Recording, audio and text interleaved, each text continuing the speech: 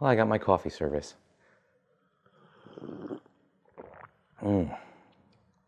That's delicious. This video is a long time coming. A lot has happened in my life between then and now, and a lot has happened in the Dune universe between then and now. Getting married, moving into a new house, a lot of changes at my job, taking classes. I just did not have time to sit down and edit the video. And then between then and now, both movies came out. I have a lot of thoughts. Let's talk about Dune. I realize that my setting right now isn't the greatest. I'm a little washed out. I'm heavily backlit. So let's change things up. I initially didn't want to film this in my studio because it's not really ready, but I feel like at this point I don't have a choice. Let's change things up. All right, come on, let's go.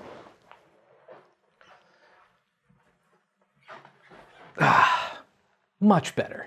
I realized after my last video that I didn't really talk about why I love the Dune books so much, why I recommend Dune. I was like, hey, here's all the Dune books.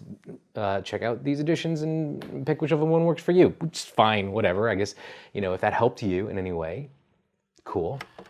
Editing Nate here. I forgot to mention, if you want to see a comparison of a bunch of different editions of the first Dune book, check out my previous video on the topic, which I'll link to right here. It's got a lot of views, which kind of blows me away. I had no idea so many people were interested in this topic. But I think I do want to talk a little bit about why this book is so meaningful for me. Both movies came out since I posted that video, so I feel like I need to talk about that as well. So it's gonna get a little bit vloggy in here, and I'm just gonna kind of go unscripted off the cuff. I will say, if you want to skip straight to the overview of the Folio edition, then I'll put the timestamp below and you can jump ahead to that. I do want to talk about my thoughts and perspectives, so it's gonna get a little bit probably spoilery. So I won't go into any heavy detailed spoilers. Hopefully, I don't know. Maybe I will. We'll see how this goes. If you're averse to spoilers in any way, then just jump to that part of the video where I talk about the Folio edition. But for now, I feel like there's other stuff that I need to chat about. I first read Dune when I was 11, 12, 13 years old, preteen or early teens. And I missed a lot of the nuance and a lot of the story behind the story. I kind of didn't pick up on the subversive nature of the book. I kind of read it at face value, the incorrect face value, the thing that Frank Herbert didn't want us to get from the book, which was that this is sort of, Joseph Campbell's hero's journey in this sci-fi setting, which is basically, ironically enough, what Star Wars is, and yet Star Wars drew a lot of sort of atmospheric influence from Dune, but didn't take the biggest piece of Dune, which is the subversion of the hero's journey. I won't go too much into Joseph Campbell's hero's journey. There are some resources that I'll link to in the description that I think are worth looking into. Dune, for me, I think I picked up on the subversive nature of it on my second read through, which I read through it again when I was in college. And that I found it much more interesting. And I think I picked up on those subtleties a little bit more, and the fact that, the question of, is Paul Atreides a good character, And I went around with the idea Paul Atreides is not the hero of the Dune story. Paul Atreides is actually the villain, potentially, or a villain type character. I also think that was probably a little bit of a naive reading, because ultimately what I think that Frank Herbert is doing in this story is he's having us question the hero. So the question of, is Paul a hero? I actually would flip the answer that I had previously, and I would say yes, Paul Atreides is the hero of Dune. The question then is the idea of a hero a good thing? And Herbert wants us to actually question that. And for me, on my third reading of Dune, came just a few years after I had left some high control religious environments. And I think that circumstance really sort of helped me grasp a bit more of this story, or actually maybe the story read differently for me. And I think the reason for that is because Frank Herbert was severely critical of religion, particularly when religion marries itself to political power. That is essentially what Dune is about, at least for me. That's how I read it. Now, there are a whole lot of other elements to this story and opportunities for representation, particularly of various ethnicities that the Fremen are based on, for a really healthy discussion of that. I highly recommend a video by Miranda Ketita. Sorry if I'm butchering her name, but I highly recommend checking her sort of video essay out. And I don't think that it should ever ruin anybody's enjoyment of the film. And I don't think for her, this ruined her enjoyment of Dune either. But I think it highlights something about representation in film and media, and what representation and non-representation and incorrect representation can do for various marginalized groups, and in this conversation specifically about ethnicities. It's a meaningful conversation, and I really think it's worth having. I won't go into it on this video because I have other reasons for putting this video up, but I'm going to go ahead and link to her video in the description of this one. What I thought was fascinating was then the way that this adaptation comes about, and the story that I think is being told in Denis Villeneuve's version of Dune. I listened to an NPR interview with Denis Villeneuve on the show Fresh Air, which I highly recommend going and checking that out. It's a brief interview. I think it's only about 15 minutes or 20 minutes or so. But he really kind of goes into his own inspiration for making the film and some of his influences, not only as a filmmaker, but even in his own life and his experiences with religion, being Quebecois, and what that means for him, what religion has done for him and his family, done to him and his family, and the culture around him. It's very fascinating, and I think that heavily informs how Denis Villeneuve went about making the Dune films. As far as the movies go, I'm not going to give like an in-depth review or anything like that, but what I will say is I loved them. I absolutely loved both of the movies. I saw Dune Part 1 in an IMAX theater, and the first time I saw it, and it was overwhelming, it was beautiful, it was stunning. I loved seeing that universe come to life. The second movie, the first time I saw it on a standard screen, which I was a little bit disappointed by, because the second time I saw it on an IMAX screen, and oh my God, is the experience so different. So I highly recommend seeing it on the biggest screen that you can find, whether that's IMAX or Cinemark XD. Definitely go see it on the biggest screen you can find. It is absolutely worth it. But I do want to talk about some changes, some differences that I think highlight Villeneuve's priorities in the film and what he's trying to get across, versus what I think a lot of readers might pick up from the books. So in the first film, there is a big scene that's missing that I was a little disappointed by, and I still am kind of disappointed by, because it changes our view of Arrakis. And I get what Villeneuve is trying to do. I think he's trying to create a type of Arrakis that is very lonely and very desolate, which it is in the book.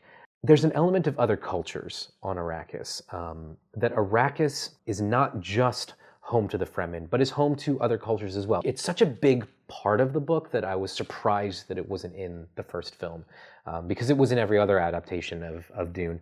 I don't hate that it's not there, but I really do miss it, because I think it gives us an opportunity to see the various cultures that are all sort of centered on Arrakis. It's also really insightful for the characters.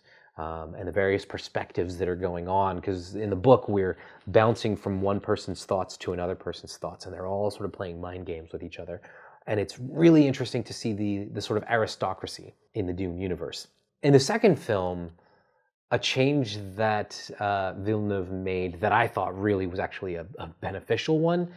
In the book, Paul and Jessica are embedded with the Fremen for a few years, and they spend enough time with the Fremen to really, I think, solidify that relationship and make it believable. And when, watching it on screen, it sort of feels rushed, and it's also kind of a surprise. Like, they've only spent a few months with the Fremen, and suddenly, like, the Fremen are like buying into everything. They like follow Jessica and Paul without any reservation. That felt a little bit off to me. But the more I thought about it, the more I'm like, oh wait, that makes sense, right? The big reason for that, of course, is Aaliyah. In the book, Jessica gives birth to Aaliyah, and Aaliyah is 2 years old-ish, or maybe a year old, around the time that the Emperor lands on Arrakis. I don't really think there's any way for a filmmaker to do Aaliyah from the first book well. I don't think it would have worked, so I'm happy with this decision. Yeah, so those are, I guess, 2 examples of some changes. The way that he portrays Chani, that's another change that I am totally on board with. I actually really like the way that Chani is portrayed in this film, and I hope that we build on that. Anyway, I don't have a great way to segue into the next part of the video, so let's go ahead and take a look. So first of all, let's start with the slipcover, right? The slipcover has this really beautiful design, this line art that depicts the sand dunes of Arrakis, and this sort of swirl here, I like to imagine that that's kind of depicting the swirl as a, sandworm approaches. I don't know.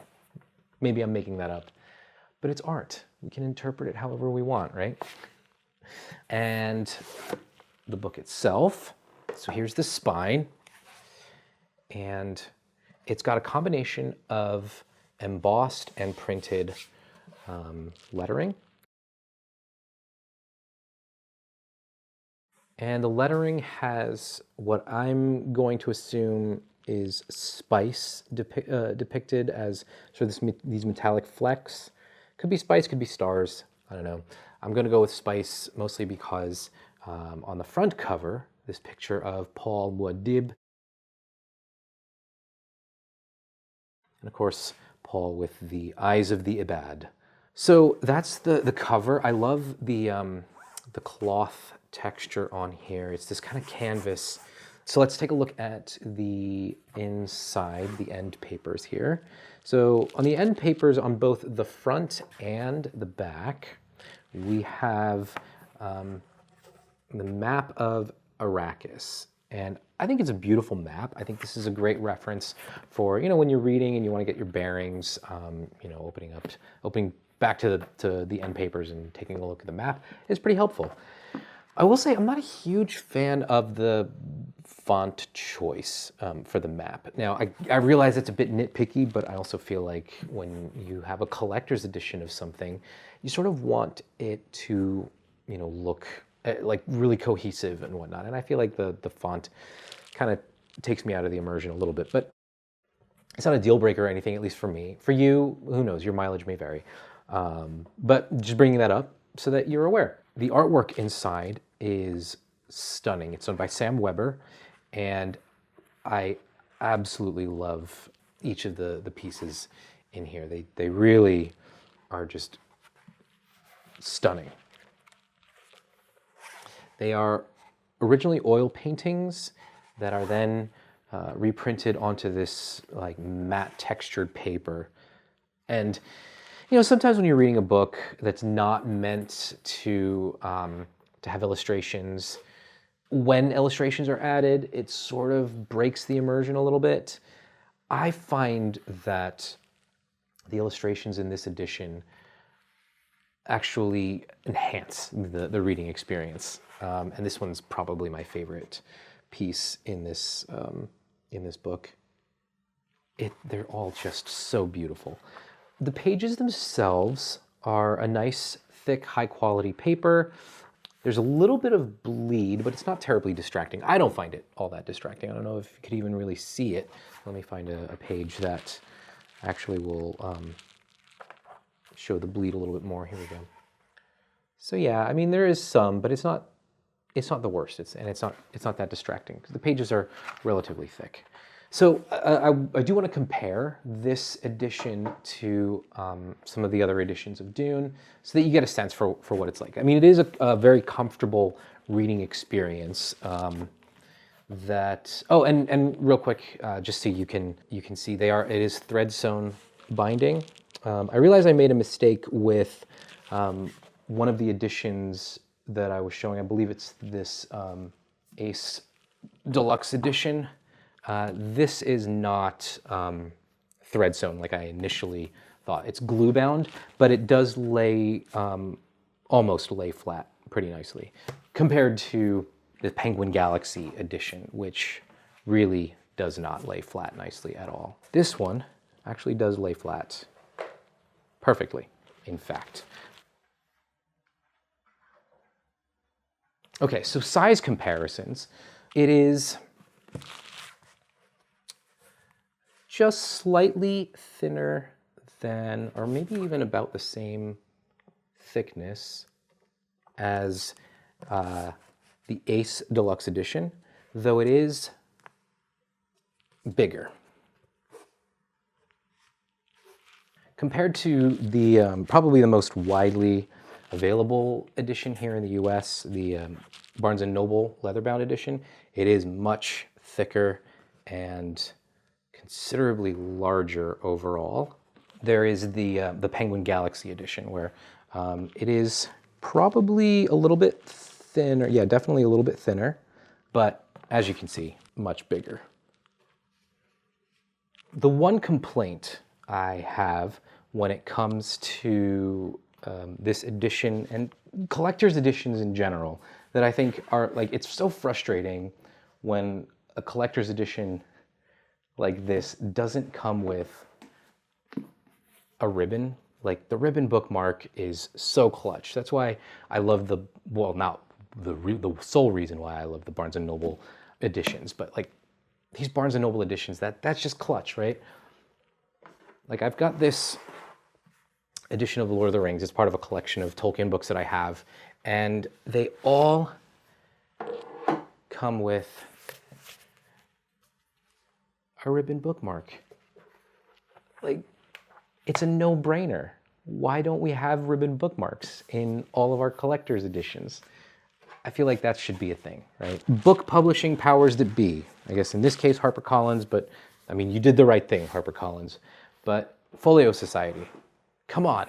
Like, that should be a no-brainer, I think. I don't know anything about printing books. So a quick word on the experience of reading Dune itself. Dune is a strange book. I'll say it's not for everyone. I think there's a lot of critique out there given given Frank Herbert's writing style. I don't know if I could say it's not for everyone because I think everybody should give it a shot. But I do think you should go into it knowing that Frank Herbert bounces around. It's a little trippy, it's a little ADHD, but Frank Herbert bounces around from character to character to character in their thoughts. So if you read a lot of fiction, you're aware that you're often inside a character's head. And generally, you're inside a character's head for a chapter, and then the next chapter, you're inside a different character's head. That's not how Frank Herbert writes. But once you're used to it, I find it to be fascinating because you're almost given insight into these characters' motivations every time they have an interaction with another character. And it's a bit more like watching a movie, I think, because it's like how the camera, it cuts back and forth from person to person in dialogue. It is a bit jarring, but it's so fascinating and I really enjoy it. So I do recommend giving it a try. Dune might not be for you, but at least give it a shot. I do recommend the book. All right, I've gone on long enough. So thanks for watching. Go see the movies.